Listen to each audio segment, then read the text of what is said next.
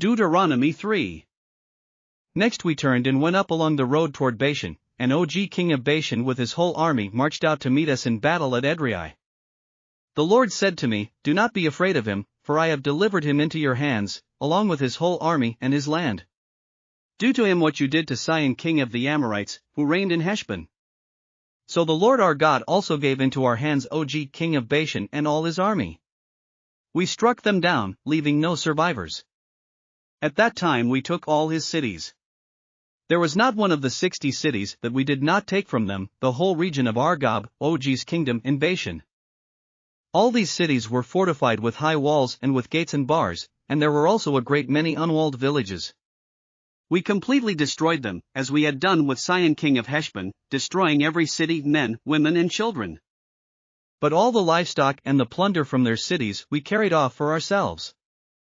So at that time we took from these two kings of the Amorites the territory east of the Jordan, from the Arnon gorge as far as Mount Hermon. Hermon is called Sihon by the Sidonians, the Amorites call it Senir.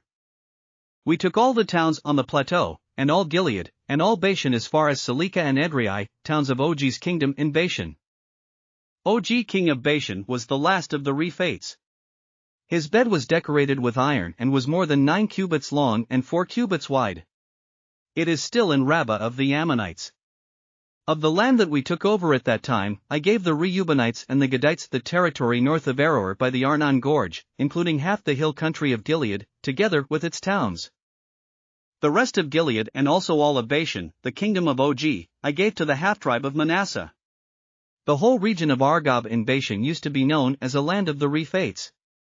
Jair, a descendant of Manasseh, took the whole region of Argob as far as the border of the Jeshurites and the Maacathites. It was named after him, so that to this day Bashan is called Havoth Jair. And I gave Gilead to Machir.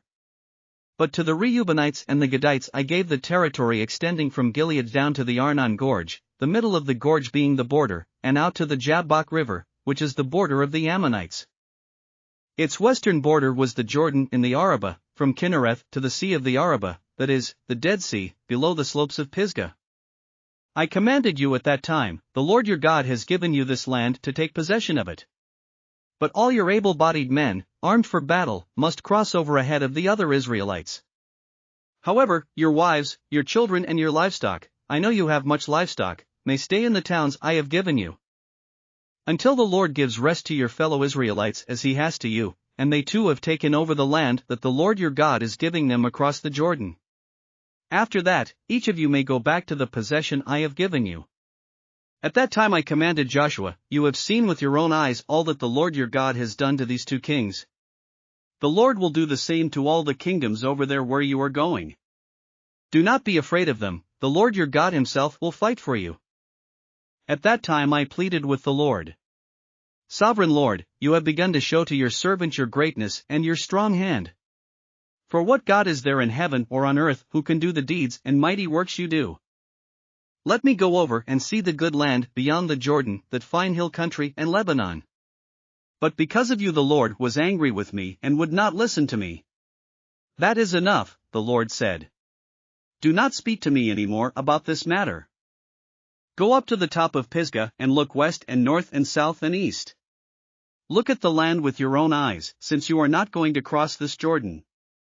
But commission Joshua, and encourage and strengthen him, for he will lead this people across and will cause them to inherit the land that you will see."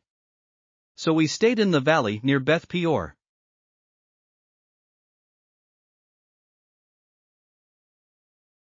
Thanks for listening to another chapter of the Bible. At My Faith Fuel, we believe a good coffee fuels your faith and energizes your day.